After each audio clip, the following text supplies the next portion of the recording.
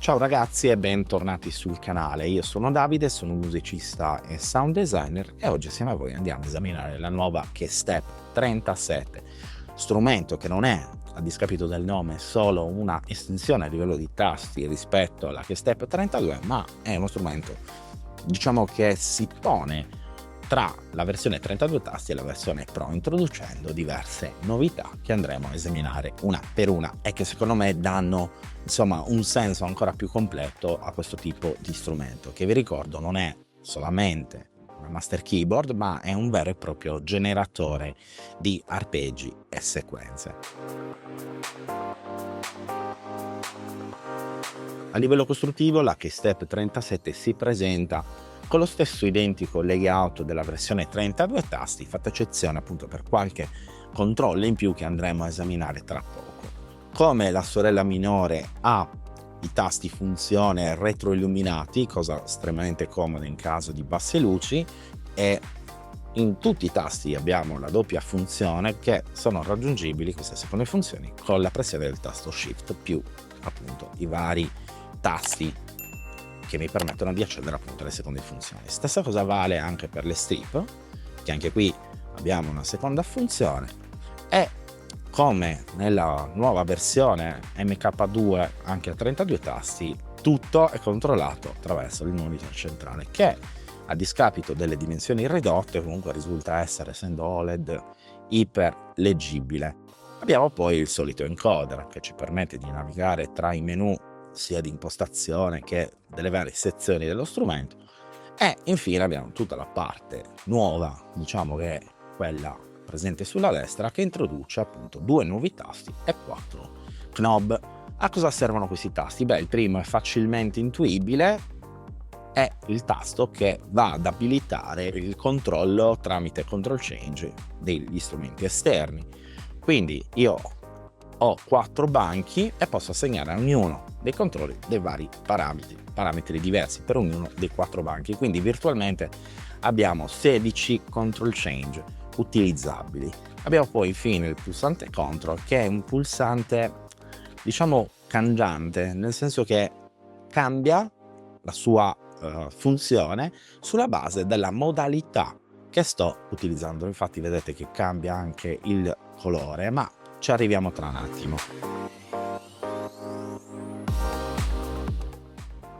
Per quanto riguarda il pannello posteriore, anche qui abbiamo il pulsante di accensione e spegnimento, che non è facile da trovare su strumenti di questa fascia di prezzo, porta USB tipo C, ingresso e uscita MIDI, sync per cloccare la macchina con ad esempio drum machine esterne, l'ingresso per il pedale di sustain, che badate non è solo per il sustain ma può essere assegnato anche ad esempio a un pedale di espressione, e i controlli CV che sono utili per controllare appunto i nostri sistemi Eurorack. Alla fine si tratta di uno strumento che non è solamente un controller MIDI, ma è qualcosa di molto di più, è un vero e proprio generatore di sequenze e di arpeggi, ma ci arriviamo con calma. In questa sezione, raggiungibile attraverso il tasto dedicato, abbiamo appunto quella che è definita la modalità arpeggio e che è composta fondamentalmente da 16 pattern, di cui uno personalizzabile, che sono raggiungibili attraverso la combinazione del tasto Shift più appunto il tasto che vado a selezionare. In questa modalità abbiamo anche la possibilità di variare l'arpeggio in tempo reale attraverso Shift più appunto i vari tasti che corrispondono ai diversi arpeggi preimpostati, la possibilità di scegliere l'ottava, il time division, e possiamo selezionare anche direttamente, appunto sempre con la combinazione del tasto Shift, anche i valori di rate. Ma c'è di più: in questa nuova versione abbiamo il tasto control che, come vedete, è attualmente illuminato di giallo, che ci permette di accedere appunto a determinati parametri senza bisogno che io debba fondamentalmente effettuare questa manovra di selezione con Shift più l'arpeggio, perché i parametri mi vengono direttamente visualizzati qui. Quindi in questo caso abbiamo il tipo di arpeggio, che è assegnato al primo knob, la divisione temporale, l'ottava di range e la lunghezza appunto dell'arpeggio. Ma vediamo come si comporta. Allora, iniziamo da qualcosa di estremamente semplice, con un arpeggio. Adesso utilizziamo la funzione shift in up, un'ottava, e il valore temporale facciamo un sedicesimo, molto semplice. Usiamo hold per bloccare e fin qui tutto regolare.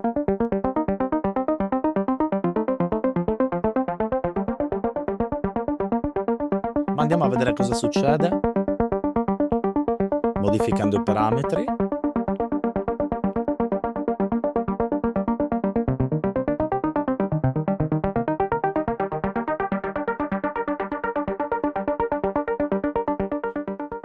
Tra l'altro posso anche controllare i control change mentre l'arpeggiatore va.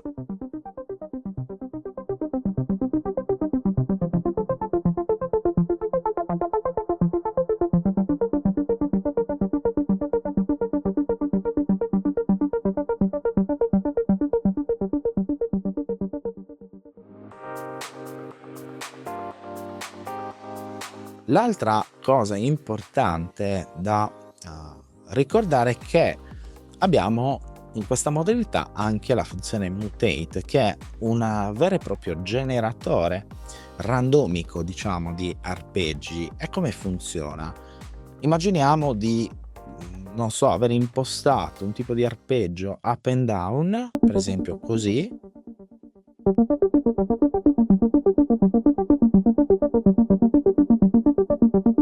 Diciamo che vogliamo avere una modifica di quello che lo strumento sta suonando, premiamo qua, abbiamo questa grafica simpatica tipo DNA e viene generato una variazione di quell'arpeggio, e questo lo possiamo fare tutte le volte che vogliamo. Anche qui, come vedete, il tasto control si è trasformato, diciamo tra virgolette, è entrato in modalità control di mutate, quindi è diventato verde.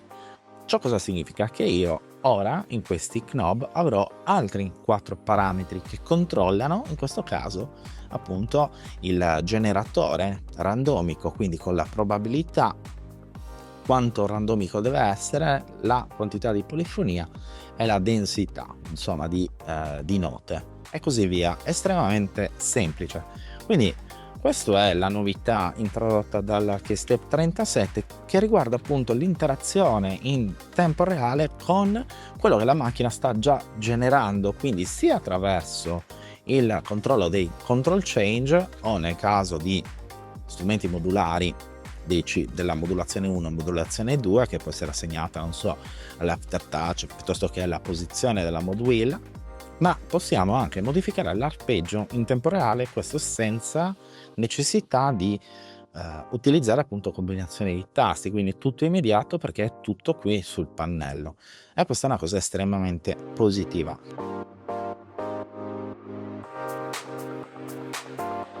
La modalità chord invece ci permette appunto di generare degli accordi o preimpostati all'interno della macchina, ci sono praticamente tutti, oppure accordi personalizzati. Come facciamo però a cambiare questo tipo di cosa? Beh, è facile, premiamo sempre il tasto control, che in questo caso vedete è diventato rosa, proprio come la modalità chord. Allora io posso decidere che cosa utilizzare qui, quindi accordo di ottava, quinta, maggiore, minore,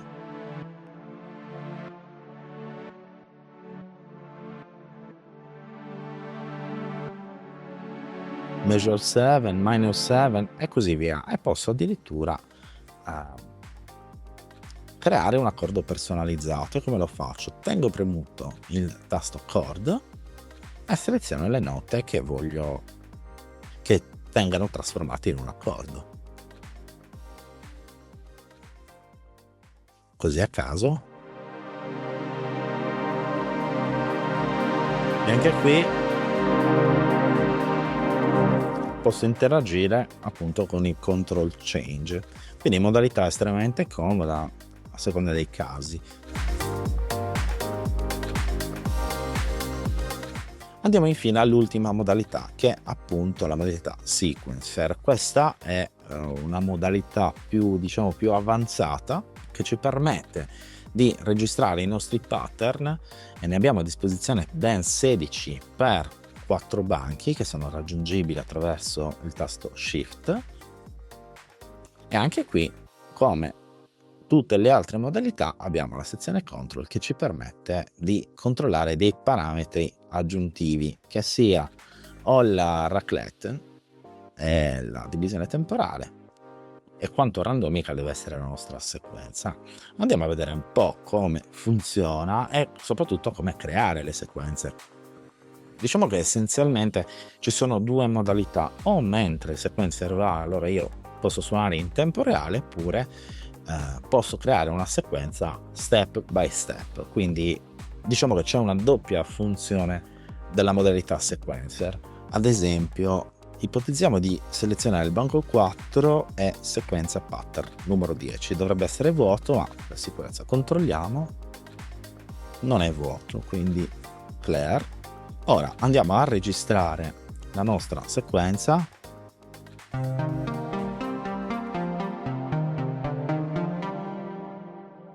E abbiamo la nostra sequenza.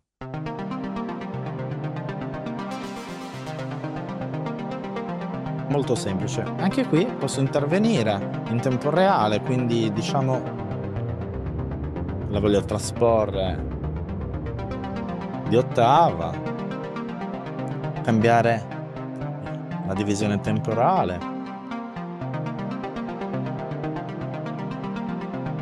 oppure addirittura modificare leggermente.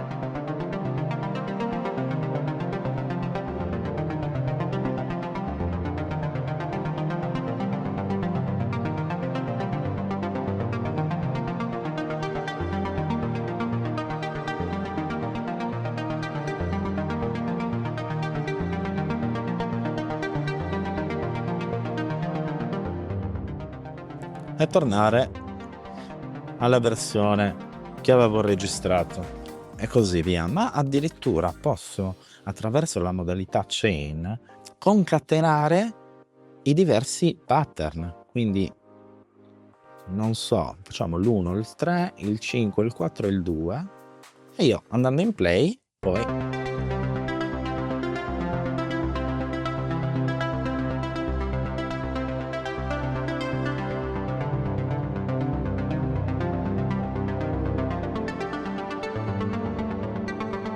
e così via. Cioè, questi sono poi pattern casuali, ma di base posso organizzarmi un'intera song in questo modo. Ma tirando le somme, a chi consiglio la Keystep 37 MK2? Di base a tutti coloro che cercano creatività, qualcosa di creativo.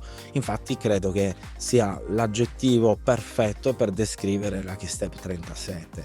Grazie appunto alla funzione muteti che abbiamo visto prima, abbiamo la possibilità di generare sempre nuove variazioni sul tema, quindi diciamo che può essere uno strumento estremamente stimolante e soprattutto un generatore appunto di idee. Per quanto mi riguarda non è neanche un problema che ci siano i mini tasti, alla fine è un compromesso che ha a che fare più che altro con la trasportabilità, la leggerezza. Lo strumento è estremamente leggero, estremamente trasportabile, estremamente compatto, quindi ve lo potete portare un po' ovunque. Forse questo è il focus centrale, oltre alla creatività e trasportabilità. Vi lascio anche il link qui sotto in descrizione nel caso decidiate di acquistarlo. Vi ringrazio per essere arrivati fin qui, vi invito a iscrivervi al canale così mi date anche una mano. Commentate, mi raccomando, e soprattutto se avete domande più specifiche sarò felice di rispondervi. Ringrazio Artura per avermi fornito lo strumento per la realizzazione di questo video. Ciao e alla prossima!